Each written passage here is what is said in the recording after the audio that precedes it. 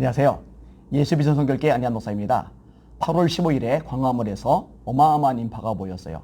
야, 어디서 저렇게 많은 사람들이 모여들었을까 싶을 정도로 모였어요. 뉴스에 나온 상공에서 찍은 사진을 보면 확인할 수 있을 겁니다. 국민들의 열기가 정말 엄청났구나. 이게 아주 확연하게 드러나거든요. 이 광화문 집회에 그렇게 어마어마한 인파가 모인 것을 보고서 문재인 정부가 기겁을 했을 겁니다. 겁도 좀 났을 거예요. 아마 그래서 그렇겠죠. 15, 16, 17 확진자들 계속 발표를 하면서 마치 광화문 집회 때문에 확진자들이 이렇게 많아진 것처럼 분위기를 만들어가요.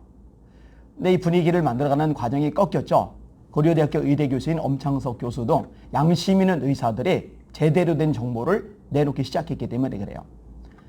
14일부터 확진자들이 늘어나기 시작을 했는데 14일, 15일 이렇게 확진자가 늘어나려면은 그때가 아니라 그 이전에 감염이 된 거예요. 보통 2주. 학계 정설로는 5.2일이라고 엄 교수님이 밝혔죠. 그러니까 8월 15일 이전인 14일 이전인 8월 9일부터 7월 30일 사이에 감염이 된 거예요.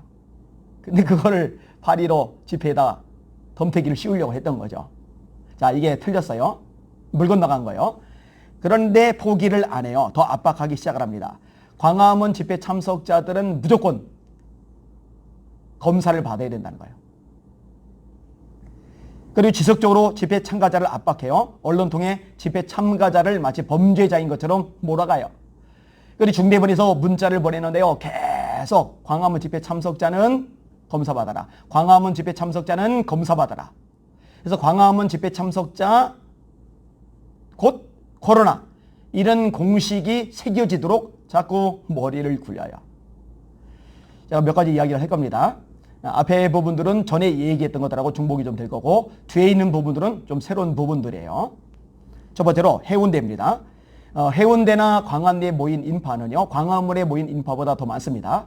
광화문에 모인 인파는요. 마스크를 착용했어요. 뭐 언론에서 음식 먹을 때 마스크 안 썼다고 하는데 음식 먹을 때 당연히 마스크를 안 쓰죠. 식당 가요. 마스크 쓰고 있어요. 카페 가요. 마스크 쓰고 있어요. 그 음식 먹을 때 잠깐 안 쓴 거 가지고 난리를 쳐요. 그러면 해운대는요. 종일 마스크 벗고 돌아다니잖아요. 그 수많은 인파가 막 엉켜가지고 마스크도 없이 하루를 보내잖아요. 그러면은 해운대에서 광안리에서 휴가 보낸 사람들도 검사를 하게 해야죠. 유럽이 코로나 재유행이 시작이 되었어요. 근데 그 원인을 뭐로 보느냐면은 휴가로 보는 거예요. 그래서 독일이나 영국 같은 나라에서도요. 휴가를 갔다 온 사람들, 뭐 해수욕 물놀이 같은 거 한 사람들, 뭐 이런 사람들 전부 다 검사를 시켰어요. 근데 우리나라는 그런 사람들은 하나도 검사를 안 시키고 광화문 집회에 참석한 사람들만 검사라고 압박을 계속하고 있는 거예요. 웃기는 거죠. 두 번째로 민주노총이죠. 같은 날 8월 15일에 안국역에서 민주노총 행사가 있었어요. 어마어마하게 모였죠. 참 많이 모였어요. 이 사람들은 조직력이 대단하니까 하여튼 모이는 거는 일가견이 있어요. 누구도 따라가지를 못해요. 근데 중대본 문자에서 민노총 집회에 참석한 사람들은 검사받아라. 이런 문자 여러분 한 번이라도 본 적 있어요? 단 한 번도 없죠. 사실 이번만이 아닙니다. 민주노총이 때로 모여서 초법적인 행동을 하잖아요. 이거요. 제재를 안 해요. 경찰들도 제재를 못 하고요. 국가 공권력이 도대체 힘을 쓰기는 하나? 이런 생각이 들 정도로 완전히 방치를 해요. 이번에도 똑같은 모습을 보이는 거죠. 세 번째로 오페라의 유령 공연 관람객들입니다.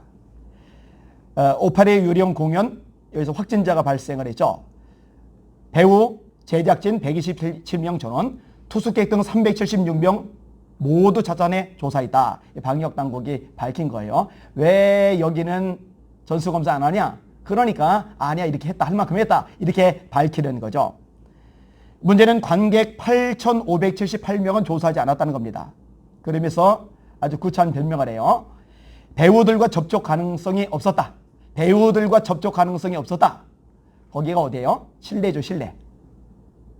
실내는요, 접촉 가능성이 없어도 문제가 돼요. 이 공연 자리와 관람객석이 떨어져 있다 치더라도 에어컨이 가동되어 공기가 순환되면서 돌고 돌아와요. 그 와중에 얼마든지 감염 가능성이 있는 거예요. 광화문보다 더한 거죠. 그런데 실내 확진자가 나왔는데 그 8,000명이 넘는 사람들은 검사 안 하잖아요. 이러니까 형평성이 없다는 거예요. 이러니까 공정하지 않다는 거예요. 똑같은 잣대를 들이밀어야 납득이 가죠. 이거 참 너무 심해요. 자, 네 번째로 주옥순 대표 얘기를 할게요. 이거는 주옥순 대표를 지지하느냐 지지하지 않느냐 그 문제를 말하는 게 아니에요. 정부와 지방자치단체가 그동안 코로나 바이러스 확진자 정보 공개할 때 실명을 공개한 적이 있습니까? 없죠? 안 하죠? 왜요?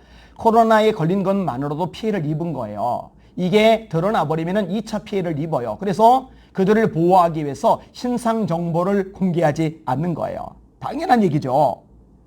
근데 문재인 정부를 비판해온 단체 대표가 코로나 감염이 되니까 은평구청이 전례를 깨고 실명을 공개합니다. 은평구청장은 여당 출신이죠. 그나물의 그 밥이에요. 은평구청이 8월 22일 오후 6시쯤 관내에서 발생한 코로나 현황을 구청 블로그 공지사항에 올립니다. 구청 블로그에 올리면은요, 누구나 다 볼 수가 있죠. 일파만파 번져나갈 수가 있죠. 이날 발생한 확진자 6명의 대략적인 주소, 증상, 검사 확진 일시, 감염 경로 이걸 담아요.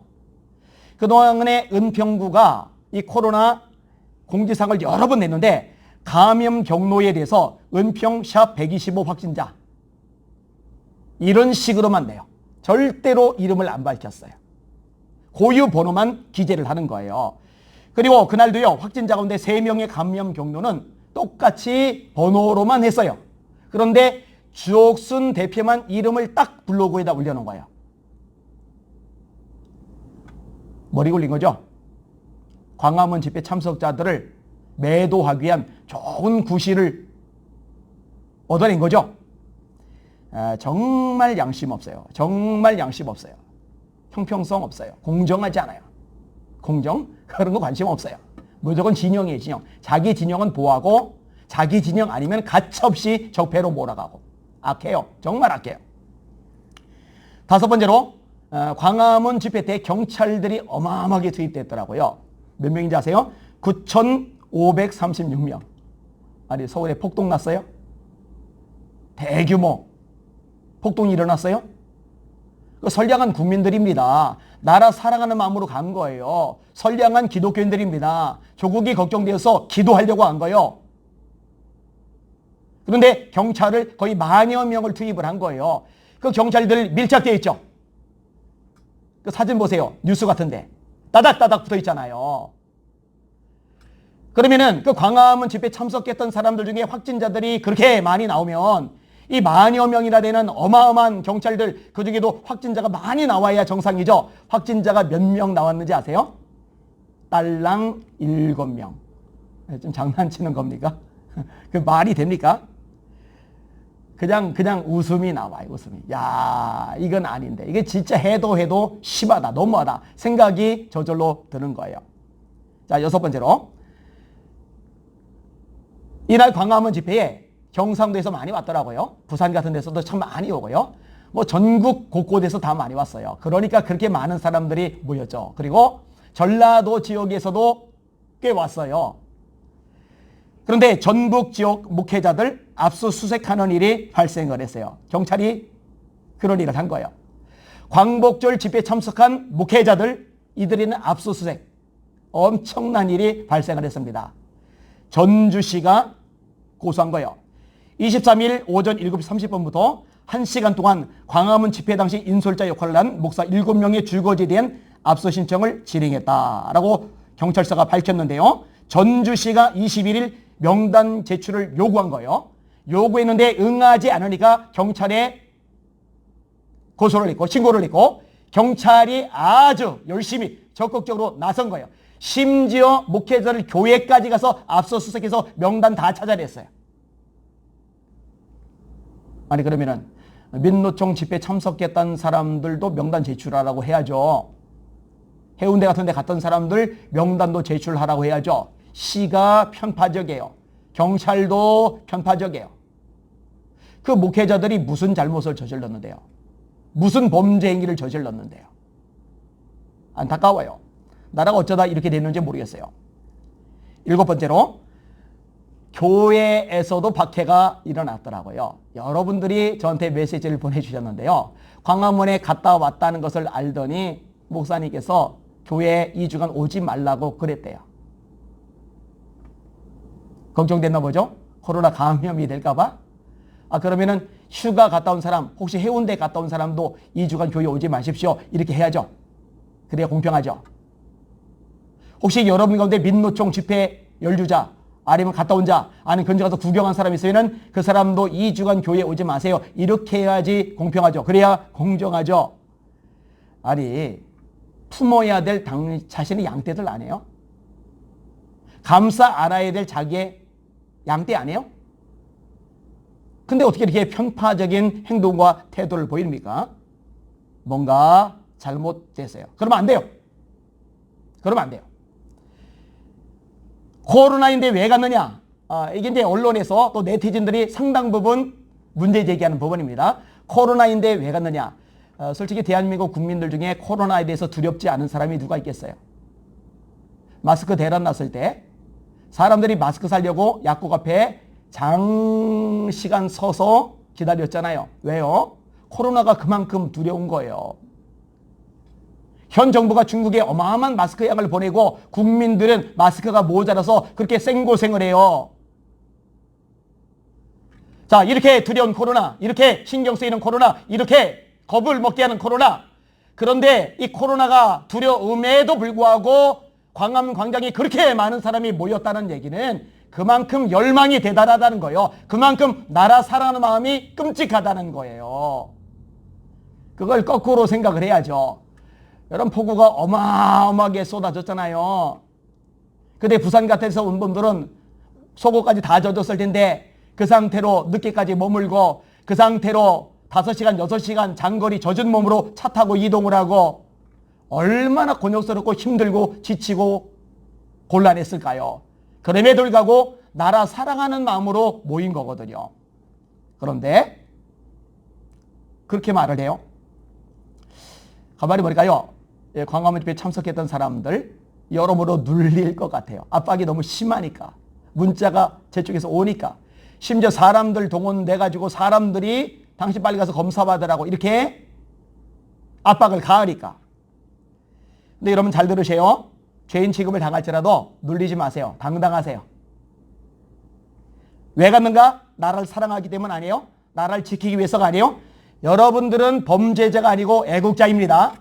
여러분들은 범죄자가 아니고 애국자입니다.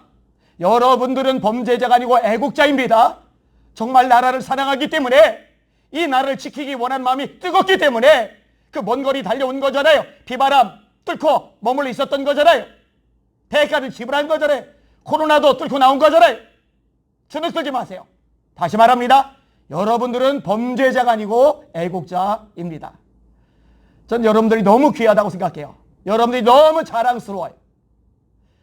여러분, 예수님이 하셨던 말씀 중에 이런 말씀이 있어요. 그런즉 그들을 두려워하지 말라. 감추인 것이 드러나지 않을 것이었고 숨은 것이 알려지지 않을 것이 없느니라. 감추인 것이 드러나지 않을 것이었고 숨은 것이 알려지지 않을 것이 없느니라. 지금 언론이고 뭐고 다 그냥 거짓으로 꽉 차 있어요. 감춰놓고 숨겨놓고 온갖 모략이, 온갖 괴계가, 온갖 흉계가 난무해요. 그러나 예수님 말씀하신 대로 감춰진 것 결국 다 드러날 겁니다. 숨겨진 것 전부 다 알려질 겁니다. 그리고 여러분들이 쓰고 여러분의 땀, 여러분의 눈물, 여러분의 기도는 절대로 헛되지 않고 보상을 받을 것입니다. 한 번 더 말합니다. 여러분들은 범죄자가 아니고 애국자입니다. 사랑하고 축복합니다. 힘을 내세요. 할렐루야.